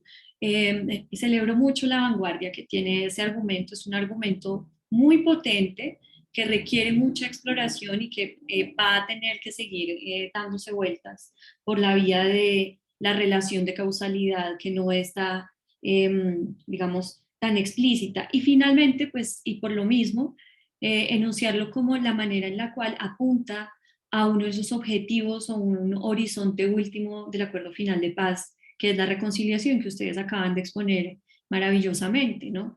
¿En qué consiste la reconciliación como una reconstrucción del tejido social? Si la reincorporación es una apuesta colectiva, entonces hace sentido que se hable de reincorporación cuando se habla de reconciliación social, ¿cierto? Y entonces allí, un asterisquito ahí, pues por supuesto que tiene que ver, por ejemplo, con que hablemos de un acuerdo que reconoce la participación en política, ¿no? Y muchas otras de esas cosas, o sea, y tal vez ese habría sido el argumento que yo habría extrañado que hubiese sido más explícito, pero entiendo porque ustedes se concentraron en la cuestión metodológica muy rigurosa de seguirla, cómo poder hilar este vínculo entre la línea causal, ¿no? De cómo hay reparación para la reincorporación y esos, si uno estuviera aquí haciendo clase de matemáticas, metidos los dos en el paréntesis, después apuntando el vector hacia la reconciliación, que es un argumento muy fuerte. Y bueno, ahora sí, por favor, el público debe estar que se habla. Gracias. Gracias a ti, Lina. No sé si Andrés o Lady quisieran hacer un comentario a lo que ha puesto Lina en estos momentos y posteriormente, mientras eso, siéntanse libres de usar la aplicación, la levantada de la mano, para aquellas personas que quisieran intervenir. No sé, ¿quieren hacer uso de la palabra, Andrés, Lady? Sí, no, dale, Lady, si quieres hablar. No, dale, primero, tranquilo. Agradecerte profundamente por tus comentarios y no solo los comentarios en estos momentos, sino las observaciones que hiciste a lo largo del proceso de la monografía escrita. Nosotros completamente lo entendemos y lo valoramos como un ejercicio de mejoramiento del texto y de la investigación que hicimos. Pues a nosotros, a Lady y a mí, ambos, este tema nos apasiona y ambos de cierta forma tratamos de relacionarlo con nuestras actividades diarias a nivel laboral. Esto lo vemos como un paso número uno en una investigación que profundamente pues, tiene que ser desarrollada más a fondo. En este momento de esta etapa, lo que nosotros quisimos fue demostrar que en efecto existe una posibilidad normativa a partir del ejercicio inductivo del sistema, de los mecanismos del sistema, sin perjuicio de que más adelante, quizás con mayores recursos, no únicamente de tiempo, se pueda demostrar empíricamente que existe esa relación de causalidad con unos casos de estudio concretos, que yo creo que esa es la etapa a seguir y que, pues, por nuestro ejercicio, tanto Lady como yo tendríamos las capacidades de poder desarrollarlo eventualmente. Extenderte a ti nuevamente las gracias, ya con esto cierro, extenderte a ti nuevamente las gracias, a Juan Felipe y especialmente a Mateo por todo el proceso pues, de asesoría. Sin él, mejor dicho, esto no sería ni la mitad de lo que es, porque fue pues, un tutor completamente excepcional. Muchas gracias. Extendiéndome los agradecimientos de Andrés y complementando precisamente como esa categorización que estaba haciendo acerca de hecho nosotros fuimos más ambiciosos al momento de plantear la monografía y teníamos previsto entrevistas y teníamos previsto análisis de casos de estudio y teníamos previsto y fue el mismo Mateo el que nos dijo, tienen que acotarse y tienen que primero hacer el estudio para después expandirlo. Porque si no tienen el estudio claro y se ponen a meter más componentes que pueden ser un valor agregado, pero que pueden terminar dificultando la estructuración de la misma investigación, cómo se realiza. Y es justamente por eso es que Andrés y yo terminamos planteándolo de esa forma, por supuesto con el objetivo de seguir expandiendo esta investigación. Y nuevamente agradecerles a todos, a Juan Felipe, a Tilina como la evaluadora, agradezco profundamente los comentarios, la visión crítica y sobre nuestra monografía que creo que nosotros dos valoramos mucho, precisamente porque había sido un tema que hemos trabajado desde muchos semestres juntos. Y creo que eso fue en base también lo que inspiró precisamente en la monografía y por supuesto a Mateo, que fue el ángel de la guarda de esta investigación, completamente. Y mil gracias a todos y quedamos atentos a las preguntas. Muy bien, entonces quisiera darle la palabra a María José Hernández. Bueno, buenos días para todos. Primero pedirles excusas por no encender mi cámara. este tema yo necesito intervenir porque lo amo y me encantó. O sea, desde el mismo momento en el que Andrés y Lady radicaron el proyecto, me llamó muchísimo la atención y pues quería primero felicitarles. Yo soy María José Hernández, la coordinadora del departamento, y también soy profesora del departamento de Historia del Derecho, y pues he trabajado estos temas, por eso de ahí que me gusten tanto y que me haya gustado tanto esta presentación. Agradecerles a Andrés y a Lady por la presentación, a Lina por la evaluación y sus comentarios que siempre nos iluminan tanto nuestro conocimiento sobre estos temas. Digamos que yo quiero hacerles una pregunta que va muy, o sea, digamos, partiendo de lo que les estoy diciendo, que amé su investigación, amé su trabajo, felicitarles. Y un poco quiero como, o sea, ahorita que Lady estaba hablando, entiendo como que la investigación en efecto por extensión, por la naturaleza de la investigación, pues tuvo que haber sido muy acotada. Pero es que hay una cosa que a mí, o sea, yo les digo que a mí, mejor dicho, cuando tratamos de este tema del sistema integral de reparación a las víctimas que ha sido creado post acuerdo de paz, es un asunto que aún también quisiera pronto, si se me permite, preguntárselo a Mateo, porque me llama mucho la atención y tiene que ver con eso. Les voy a describir lo que me llama la atención, pero digamos no es tanto desde una categoría dogmática, sino más experiencial. Cuando estábamos a puertas de iniciar la implementación del acuerdo, yo estaba trabajando en una entidad del Estado que se encargaba de reparar simbólicamente a víctimas, y lo hacía desde la implementación precisamente de mecanismos de memoria o de medidas de memoria histórica. Cuando estábamos allí, hubo una contratación de una consultoría que se encargaba como de hacer el empalme entre las entidades que ya estábamos andando y las entidades que el acuerdo de paz creó, que pues ya Lady y Andrés, digamos, las han descrito, digamos, no las describieron, pero dijeron como, enunciaron cuáles eran, que son las que creó el acuerdo de paz. Y allí esa consultoría, digamos, nos preguntaba, nos decía, ¿ustedes cuál creen que puede ser su principal aporte al sistema? Entonces, cuando me preguntaban eso, yo decía, pero ¿cómo así? Yo no soy parte del sistema. O sea, yo ya soy una entidad que ha estado implementando una cantidad de medidas de reparación. ¿Cómo así que es que viene un nuevo sistema? O sea, para mí eso, digamos, yo sé que dogmáticamente es fácil de entender, pero digamos que para mí en la práctica era como decir, pero es que, ¿cómo así? Si nosotros llevamos un montón de tiempo trabajando en reparar a las víctimas, en hacer una cantidad de cosas, digamos, para salirle al paso al conflicto, etcétera, ¿nosotros qué venimos haciendo? O sea, ¿dónde nos quedamos? ¿No? Porque finalmente cuando tú estás como implementando medidas antes de acuerdo de paz, pues ya nosotros éramos parte del sistema integral de reparación a víctimas que estaba encabezado por la unidad de víctimas, producto de la ley 1448. Digamos que ya existía un sistema. Entonces la pregunta en concreto, previo, digamos, esta introducción que les hago es, y yo sé que tiene que ver un poco con ampliar el ámbito de investigación,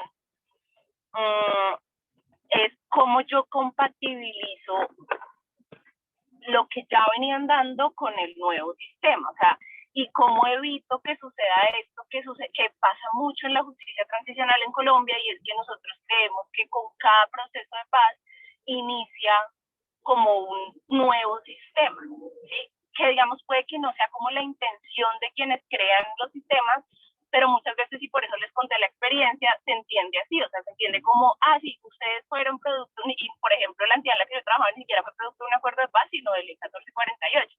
Entonces, ustedes fueron producto de ley 1448, pero el acuerdo de paz con FARC está generando un nuevo sistema de reparación, y entonces este nuevo sistema de reparación pues viene a hacer una cantidad de cosas importantes. Yo sé que además avanzan en muchas cosas, pero que intentan subsanar los problemas de los anteriores, pero yo quiero como preguntarles a ustedes qué piensan de ese ejercicio, cómo de compatibilizar lo que ya, eso por un lado, y particularmente en lo que tiene que ver con la reintegración, también tiene que ver un poco con el análisis de la población que se considera, o sea, que hace parte de las personas que se van a reintegrar a la vida civil. Porque si ustedes van y miran en la práctica, digamos, es una población compuesta, digamos, es muy heterogénea, tan heterogénea como los colombianos mismos somos. Y esto, ¿por qué se los digo? En otra oportunidad también tuve la fortuna de trabajar en una entidad que prestaba seguridad a personas reintegradas. Y allí a mí me tocaba llamarles por teléfono y hablar con ellos. Y yo ahí hablaba con madres cabezas de familia, mujeres que tenían varios hijos que habían pertenecido, digamos, a estos grupos armados al margen de la ley, pero también hablaba con algunos militantes, pues algunas personas que habían, simplemente hombres que habían pertenecido a los grupos armados al margen de la ley y que en ese momento se encontraban buscando trabajo, con todo lo que implica reintegrarse a una vida civil teniendo el pasado de haber pertenecido a un grupo armado.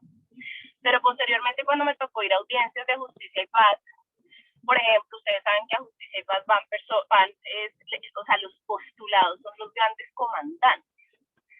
Entonces, allí tuve la oportunidad de sentarme con algunos al lado de esos grandes comandantes y ver que había así una diferencia muy grande, porque con esos que hablaba, las madres de familia o los que pertenecían, digamos, a la fila, al lado del postulado, pues el postulado tenía muchas más oportunidades, el postulado había tenido como una transformación de su vida mayor.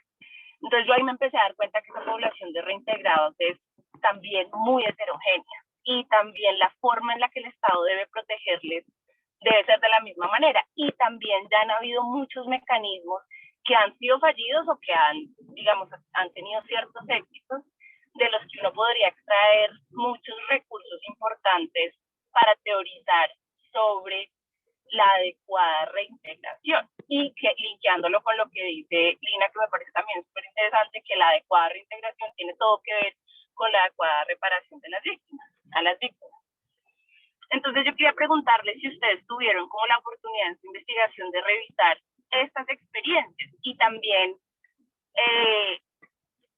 esto que les digo, o sea, que las personas que se reintegran, pues son personas que a veces uno, o sea, si uno las mira de una manera muy abstracta, puede caer como en el error de generalizar, que es que todos son pertenecientes a un grupo armado al margen de la ley. Pues cuando sueltan las armas se convierten en lo que les digo, en madres, en padres, pues los que son niños, pues se quede una, adquieren la categoría de víctimas, pero pues los que son menores de edad, pues entonces son menores de edad que no han tenido ningún otro tipo de, pues como de proyecto de vida distinto que el de las armas.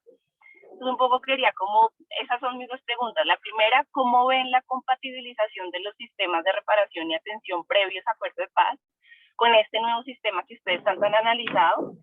Y lo segundo es eso, si han analizado, si vieron como esas diferentes, o sea, como las diferentes características que componen este gran grupo que llamamos reintegrados. Bien, hay varias intervenciones en el público, entonces les voy a pedir que tomen nota para que en una sola intervención, digamos que ya en temas evaluativos, las preguntas de evaluación estaban a cargo de la evaluadora. Esta es más una conversación y un debate que se plantea con los asistentes a este trabajo. En el chat les han planteado dos preguntas. Las ha hecho Helmut Torres. Les preguntan de qué formas puede tener cabida el enfoque diferencial dentro de su análisis de la reincorporación y reparación, o incluso el enfoque de género o el enfoque territorial. También les preguntan qué aportes brinda estos procesos de reincorporación y la reparación para la construcción del desarrollo en países de América Latina, como Colombia. Hay otra pregunta adicional, y es ¿de qué manera es posible la participación de la ciudadanía, ONGs, asociaciones ciudadanas en los procesos de reincorporación y reparación, y una última, si consideran que es posible la implementación de mecanismos de ciencia ciudadana como el uso de datos abiertos con el apoyo de tecnologías para dar a conocer los avances en los procesos de reincorporación y reparación. Bueno, fíjense que, o sea, yo en lo personal, pues me siento muy emocionado porque, pues lo que nosotros nos hemos trazado en el departamento, en la facultad, de construir escuelas de pensamiento que de generación en generación tengan unos objetos de reflexión y que entre profesores y estudiantes que van llegando y van renovando y van oxigenando esos trabajos y esos objetos, podamos construir reflexiones que tengan impacto en los problemas más relevantes de la sociedad colombiana. Entonces, este es un muy buen ejemplo de eso. O sea, acá está, pues para personas como yo que hace más de una década pues ha estudiado este tipo de fenómenos. Acá está Lina Chaparro, a quien le dirigí la tesis y pues también decidió hacer de eso su vida de reflexión, su vida laboral, quien es funcionaria de la Jurisdicción Especial para la Paz, pues Mateo Merchán, que es la persona también que hace la tutoría, pues la historia es también muy análoga. Y a mí lo que me llena es de emoción eso, o sea, que haya unos objetos de investigación absolutamente relevantes para la vida nacional, para la vida de las personas, y que este privilegio que tenemos de graduarnos, de tener una profesión, además en un centro de tanto prestigio como es la Universidad Javeriana, pues que nos permita la reflexión en torno a estos temas y que haya continuidad. Además de expresarles la emoción y un poco yo tomando digamos, el comentario de la evaluadora sobre el intento de que el trabajo dimensione, existe una concepción del problema de la reincorporación. Dijo, Lina habló de una forma vanguardista. Yo lo que veo, lo que yo veo es una aproximación integral. Es decir, o sea, yo lo que veo es que ustedes están tomando en serio que este tipo de políticas no pueden ser concebidas separadamente, sino que esto que hace mucho, digamos, el gran desafío es la integralidad de un sistema para lograr el objetivo. Además, ustedes hablan de la reconciliación, pero y eso es lo que yo quiero preguntar, pero la paz, o sea, la paz integral, ¿sí? O sea, la paz que hasta el momento, pues, se nos esfuma. Y entonces, y claro, Lina, de alguna manera, me parece muy interesante que diga, o sea, que asuma que verlo integralmente, de alguna manera, es ver, o sea, es hacer estudio crítico. Y eso es muy interesante, o sea, porque, o sea, verlo integral debería ser lo canónico, o sea, lo integral debería ser lo canónico, pero las experiencias nuestras y los estudios que hemos hecho hace más de una década nos muestran que, digamos, en la implementación esto sigue siendo en compartimentos estancos y es difícil asumir implementación integral. Y en ese sentido, seguir insistiendo en la integralidad tiene que ver con un proyecto crítico. Y eso me parece muy interesante y ustedes están haciendo un aporte. Ahora, yo quiero ponerles una pata más a esa integralidad que no ha sido mencionada y que me parece que falta, es decir, no falta en su estudio y en su investigación, sino para analizar integralmente, nadie lo ha puesto en la mesa. Y es que yo coincido, o sea, hay dos elementos. Uno ya lo quiso también poner María José, y otro es el que, voy a empezar por el que no se ha puesto. El que no se ha puesto es que nuestros procesos de paz son microprocesos de paz. Esa es una de las características constantes. Y eso hace que permanentemente continúen estructuras armadas. Además de estructuras armadas que son unos de los principales enemigos de los desmovilizados, de quienes quieren hacer el proyecto, quienes quieren hacer el proyecto de reincorporación. A las personas que entregan las armas y están comprometidas con el sistema realmente para aportar verdad y para hacer desestructuración de estructuras criminales, ellos son blancos de la guerra. Eso es lo primero que les pasa.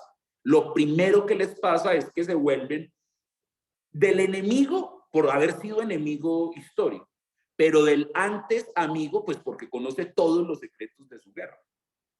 Entonces, a ese personaje, como la guerra continúa, ese personaje hay que bajarlo. Y estoy usando la expresión de los guerreros. A ese personaje hay que desaparecerlo, a ese personaje hay que exterminarlo.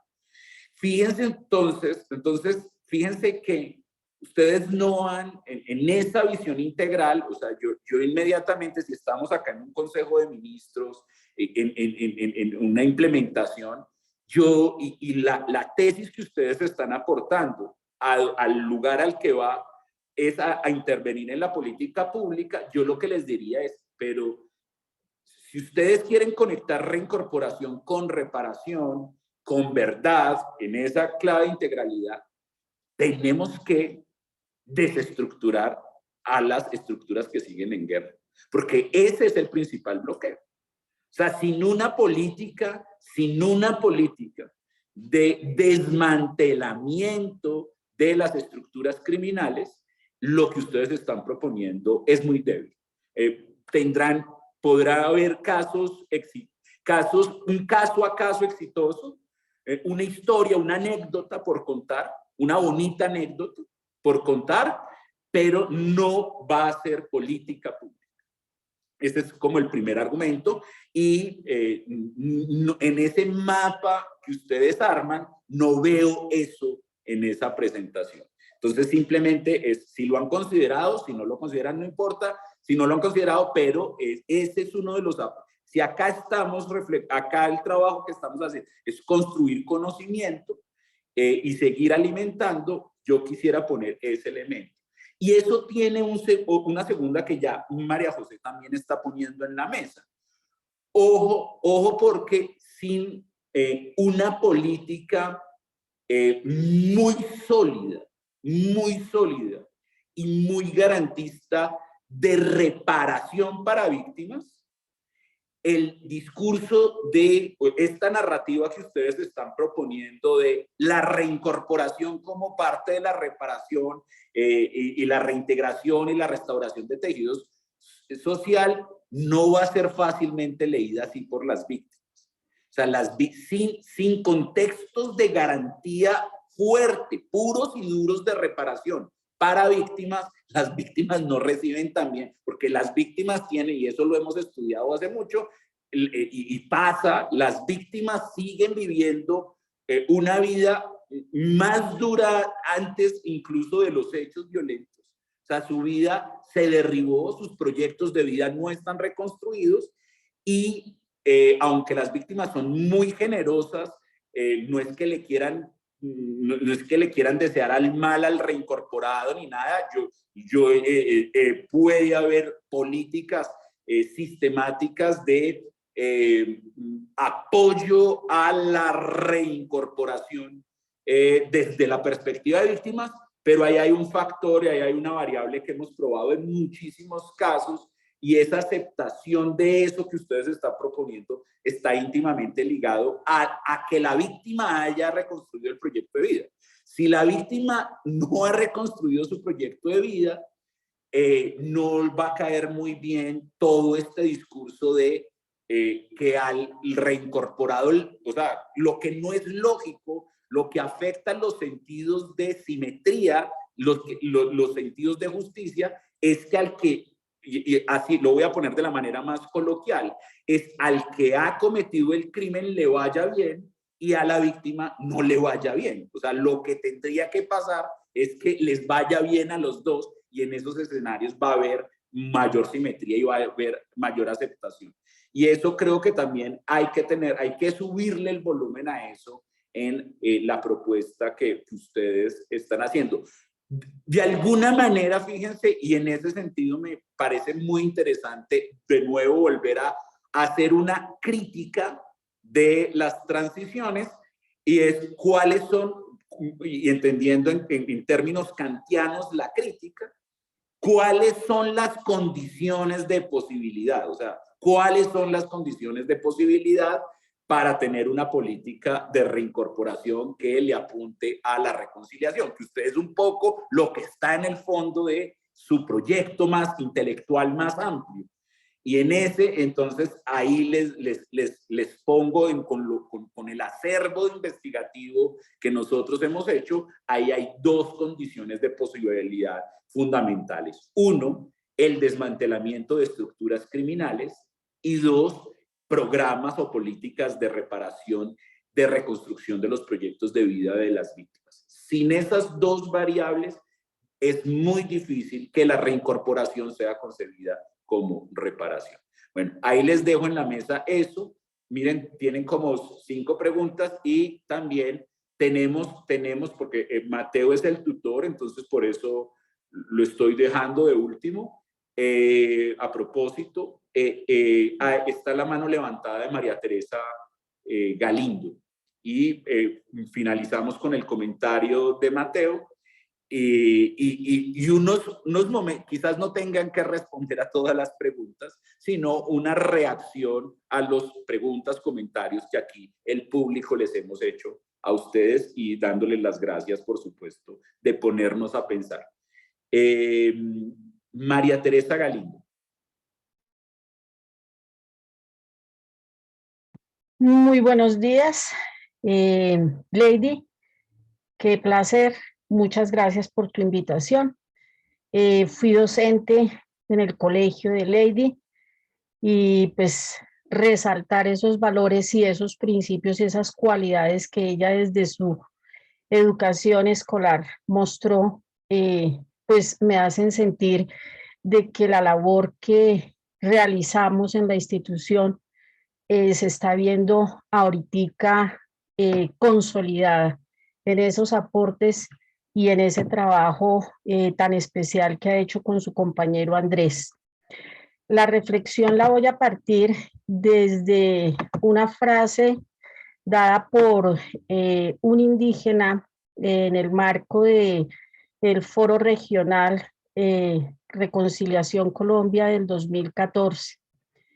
Él decía, un líder indígena del Chocó: la reconciliación es el reconocimiento al otro, es respetar a la otra persona, es tener cultura de paz, cultura de tranquilidad, es tener una formación de altos valores éticos y morales. Quien aprende a respetar se puede reconciliar en algún momento, puede darle la mano al enemigo. Una persona que no tenga valores éticos y morales no puede hablar de reconciliación, cierro comillas. Esta reflexión va a que la doctora Lina hablaba de un pensamiento crítico reflexivo, y el doctor Juan Felipe hablaba de una interacción. Y creo que es importante que ustedes, Lady y Andrés, mantengan esos principios que como personas jóvenes están dando en sus reflexiones. Un pensamiento crítico racional, un pensamiento crítico que permitirá dejar las bases para todos los jóvenes que vienen detrás de ustedes. Lo refería el doctor Juan Felipe, Emmanuel Kant, un gran filósofo, un personaje que desde sus principios básicos de una crítica a una razón pura, a un pensamiento más práctico, es indiscutible que ustedes con todo lo que están viviendo, lo asuman con esa idoneidad, con esa ética y con ese profesionalismo, que son los jóvenes que a presente, porque el futuro ya lo es, nos van a permitir a nosotros, los que vamos detrás de ustedes, replantear cuál es nuestro actuar, cuál es nuestro ser, cuál es nuestra esencia y qué estamos dejando como legado para estas generaciones.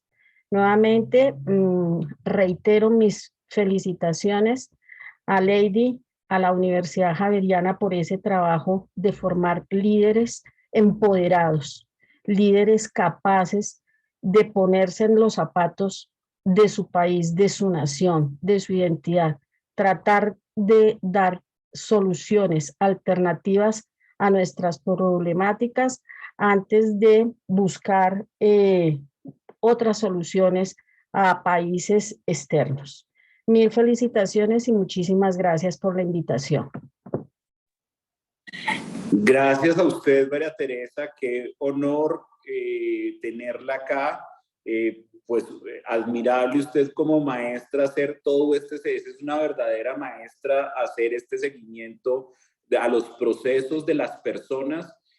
Pues entonces para nosotros es muy honroso tenerla acá y pues también, Lady, sentirte muy acompañada, muy abrigada de estos acompañamientos personales.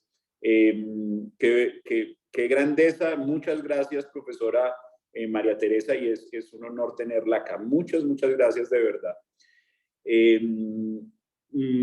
Tendríamos entonces, creo que vamos a escuchar a Mateo y le damos la palabra en 5 minutos a Andrés y a Lady para cerrar, y cerramos además con la sustentación de la rúbrica de la profesora Lina Chaparro. Gracias, Juan. Buenas tardes ya a todos y todas. Y pues agradezco mucho su participación y su asistencia y permanencia en este importante espacio que Juan Felipe y María José nos abrieron. Ya finalizando año, pues también quiero aprovechar para agradecer a Lina por sus comentarios que nos nutrieron mucho. Los revisamos con cuidado y yo creo que le sumaron mucho valor al trabajo. Y sobre todo yo quisiera destacar la iniciativa de Lady y de Andrés, porque aquí la idea nació de ellos. Ellos llegaron con la idea, ellos tenían las inquietudes y llevan tiempo investigando sobre estos temas. Ayer que estábamos haciendo una pequeña charla sobre lo que esperábamos de la sustentación, les dije que me emocionaba mucho por lo que habíamos logrado, por lo que ellos habían logrado sobre todo. Y creo que esa emoción se multiplicó por 1000 hoy cuando presentaron su trabajo. Y justo lo veo cuando ustedes presentan sus comentarios, Lina, Juan Felipe. Creo que este tema es tan importante que suscita tantas preguntas como ustedes mismos las han planteado. Y aquí en adelante Andrés y Lady van a poder investigar todo lo que quieran. El tema de la integralidad es la pregunta de todos los días en la Jurisdicción Especial para la Paz, en la Comisión de la Verdad, en la Unidad de Búsqueda. María José hablaba del Centro de Memoria Histórica, pero ya hay una decisión muy bonita de la sección de apelación sobre unas medidas cautelares en el caso de me olvido, de las voces para transformar Colombia. Unas medidas cautelares que efectivamente dan cuenta de que el Centro de Memoria Histórica también hace parte del sistema integral. Y pues para no explayarme en eso, yo quisiera simplemente resaltar la valía del trabajo y de la iniciativa de ellos, y que los estudiantes de la facultad se estén preguntando estas cosas. Eso tiene un valor inigualable. Entonces, muchas gracias a todos y le doy la palabra a Lady Andrés. Juan Felipe está de acuerdo. Gracias, Mateo. Entonces, Andrés y Lady, 5 minuticos para pronunciarse sobre todo estos son preguntas, comentarios, que creo que lo que van a hacer es enriquecer su trabajo y ese proyecto de investigación finalmente a más largo plazo. 5 minutos y escuchamos a la evaluadora para cerrar este espacio. Yo creo que primeramente Andrés y yo estamos profundamente agradecidos por cada una de las personas que se conectaron el día de hoy y por las retroalimentaciones tan exitosas que hemos tenido en nuestro trabajo, por el acompañamiento permanente de nuestro tutor Mateo y por absolutamente todo el apoyo que hemos tenido a lo largo de nuestro proceso, no solamente en esta monografía, sino a lo largo de nuestra carrera, que siempre hemos estado, o por lo menos Andrés y yo, desde que nos conocimos, trabajando juntos en esta construcción. Personalmente agradecerle a María Teresa, que pues ha sido mi mentora a lo largo de todo el proceso. Y Andrés, pasemos a las preguntas. Aquí el verdadero reto está en no llorar, en responder a las preguntas. No, yo creo que se nos hace imposible responder a cabalidad a todos los interrogantes que nos han puesto. Yo creo incluso que Juan Felipe, más allá que una profundización en nuestra investigación, por ejemplo, Helmut nos ha dado por lo menos 5 ideas para 5 tesis distintas que pueden resultar de acá. Y no sé, yo quisiera dar un brochazo general particularmente a lo que estaba resaltando María José en un momento. En efecto, la decisión de integrar el SNARIF y todas las demás instituciones que existían por anteriores procesos de paz se debe como a esa quizás creencia de que esta vez sí fue, esta vez sí vamos a lograr la terminación plena del conflicto armado y por lo tanto había que cobijar todas las instituciones en un único sistema que diera lugar y diera cabida a un único esfuerzo grande y bien financiado y con muchos recursos para la terminación del conflicto armado. Estamos viendo que quizás todavía no estamos en lo suficiente como para decir que estemos en un escenario de posconflicto, estamos en un posacuerdo. Pero sin duda quizás fue un intento de acompasar todas las medidas, complementando lo que decía la doctora Lina, con los mecanismos y otras medidas que fueron creadas con el sistema integral. Y esto quizás también responde a lo que mencionaba Juan Felipe en un momento y es... Yo quiero complementar ahí mismo, antes de pasar a la pregunta de Juan Felipe, y es que también estos escenarios, hay una cifra importantísima que nosotros incluimos dentro de la monografía, y es que Colombia es el país que más procesos de desarme, desmovilización y reinserción ha tenido en el mundo. Y es que justamente esa connotación está justamente también por el mismo contexto en el que nos hemos encontrado y por el que se ha desarrollado Colombia a lo largo de tantos años. Y creo también que juntando con la pregunta de Andrés, con la respuesta de Andrés, es entender también que un proceso da el aprendizaje para el otro y que precisamente estas particularidades lo que hacen es crecer estos conocimientos para seguirlos aplicando y seguir mejorando esas técnicas de implementación de estos diferentes acuerdos y escenarios de institucionalización de los procesos que hemos visto. A ver si Andrés, dale, tranquilo.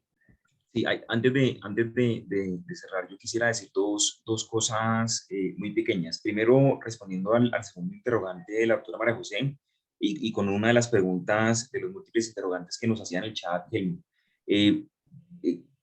la razón fundamental por la cual desde nuestra perspectiva todavía no se ha declarado ese estado de cosas inconstitucionales sobre la premisa de que la población en proceso de reincorporación son sujetos de especial protección constitucional, recae precisamente en esa heterogeneidad que hay entre ellos.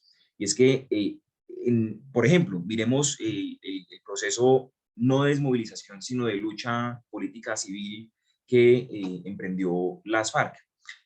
Hay algunas personas que son cabecillas que hoy por hoy su situación pues, es mucho más privilegiada, si se puede hablar así, que la de otras personas que están en los AETCRs luchando cada día para poder desarrollar proyectos productivos y salir adelante entre muchas adversidades, no únicamente de cara a este escenario de posacuerdo, sino que vienen históricamente.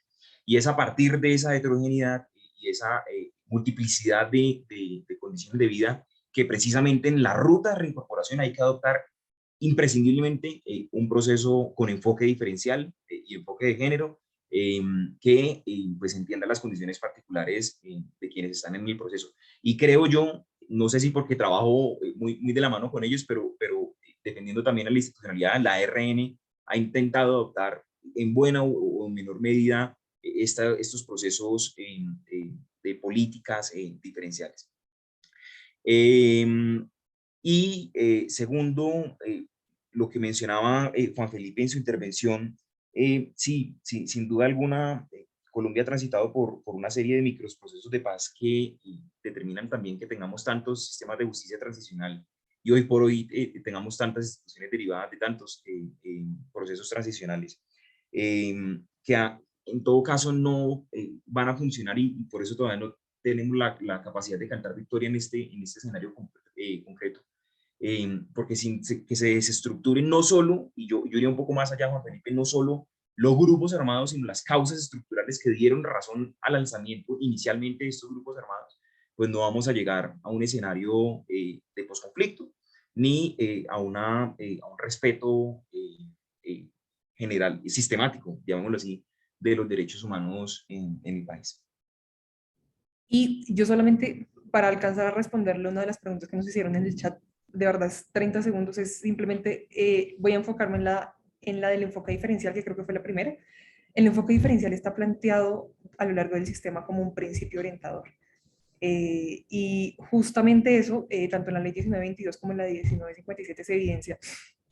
El punto es que dentro de la presentación no fue incluido, pero dentro de la monografía sí hay varios puntos donde se evidencia el enfoque diferencial en los distintos ámbitos que conlleva. Y tener claro que ese va a ser siempre un principio rector de todos los procesos que se llevan al interior de la jurisdicción. Entonces, ese enfoque diferencial siempre está presente y, de hecho, creo que la misma Jurisdicción Especial para la Paz ha sacado unos lineamientos en ese sentido. Entonces, para que quede la claridad de que el enfoque diferencial dentro de este sistema es uno de los principios orientadores.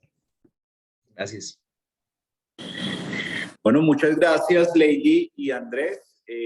Mateo, a todas las personas que han asistido a esta sustentación, y la sustentación termina formalmente con el anuncio público de la evaluación por parte de la profesora encargada para hacer dicha evaluación.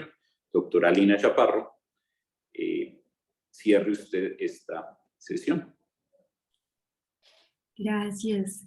Bueno, no, sin insistir en cosas que ya se han dicho, voy a resumir en que el texto cumple con los requerimientos formales que se exigen en la facultad en términos de la presentación de una estructura argumentativa que permite el seguimiento de una elaboración de un argumento y su demostración a través del desarrollo de una metodología que se implementa a lo largo del trabajo.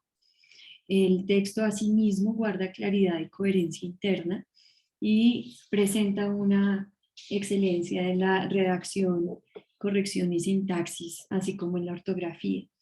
Adicionalmente, la pregunta de investigación se enmarca dentro de la concepción sociojurídica de la investigación que particularmente aboca los esfuerzos de este departamento, y en su desarrollo en la respuesta se ciña una metodología que hace alusión a una revisión normativa y constitucional juiciosa del objeto de estudio, así como presenta unos presupuestos teóricos que se reconocen en la tradición de la reflexión del derecho y los estudios de la justicia transicional, así como una revisión sistemática de las normas que reglamentan y regulan la labor de la reincorporación que ocupa la investigación. El texto, por tanto, se entiende a conformidad y, digamos, plenamente comprendido sus requisitos en términos de evaluación. Respecto de la sustentación, lo que se encuentra es que la presentación pues, responde a una estructura nuevamente coherente que garantiza la comprensión de la exposición respecto del argumento y los principales hallazgos. Es una presentación en la que los dos estudiantes tuvieron la oportunidad de presentar y de participar dando cuenta de un conocimiento a profundidad de su objeto de estudio, así como de sus conclusiones, y que tuvieron la oportunidad de desarrollar todavía mayor profundidad con ocasión de las preguntas que se entienden que dieron cuenta de un conocimiento estricto del tema. Adicionalmente, pues que ya se había anunciado, es una postura que presenta un análisis crítico y un análisis que da cuenta también de una reflexión que se enmarca dentro de supuestos teóricos, pero que no se acoge a ellos plenamente para privilegiar la voz de los estudiantes en la propuesta de su investigación. Y finalmente es una sustentación que da cuenta de una reflexión sobre un asunto de relevancia sobre la vida pública y la vida del derecho a nivel nacional y sobre los debates teóricos principales a nivel internacional, lo que en sí mismo es ya una manera de destacar el aporte que la investigación tendría para este campo de estudio, pero además los estudiantes resaltaron las formas en las que aporta directamente sobre la cuestión de la reflexión y sobre debates que se están teniendo en diferentes lugares del derecho y otras ciencias sociales. Por lo tanto, mi evaluación es que tienen 5 y espero que sus familiares y amigos presentes acompañen el aplauso que yo les doy.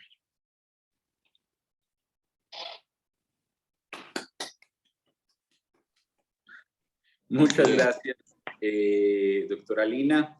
A todas y a todos, muchísimas gracias. De nuevo, finalizo compartiéndoles, como también les invité al inicio, para nosotros esto es una fiesta intelectual, es una celebración muy grande de crecimiento de las reflexiones que llevamos haciendo durante tantos años. Muchas gracias por hacer crecer al departamento, a la facultad, y qué hermoso que ustedes también finalicen su educación hasta acá, hasta el pregrado. Seguramente vendrá mucha luz en el futuro, pero qué emoción que ustedes terminen con tanta luminosidad este momento y con tanta excelencia. Andrés Felipe, muchas gracias. Lady Carolina, también un agradecimiento profundo. Qué orgullo, qué honor tenerlos como ya colegas muy pronto. Muchísimas gracias a Mateo, también todos sus aportes y su excelencia, a María José por el trámite que ha sido impecable en este proceso. Muchísimas gracias. Lina, de nuevo, tus aportes nos hacen crecer a todos. Y ya que está la profesora María Teresa, también un agradecimiento muy profundo y muchas felicitaciones, porque mire esta semilla cómo va, estos frutos, cómo va eso que usted sembró desde el colegio, mire cómo va floreciendo con tanta luminosidad. Muchas gracias a todas y a todos quienes están conectados, y pues unas felices, hoy vamos a vacaciones acá, entonces felices fiestas, feliz Navidad y feliz año. Un abrazo a todas y a todos. Muchas gracias. Feliz año. Gracias. Muchísimas gracias. Celebren mucho, por favor. Gracias. Gracias. Claro que sí. Chao. Chao.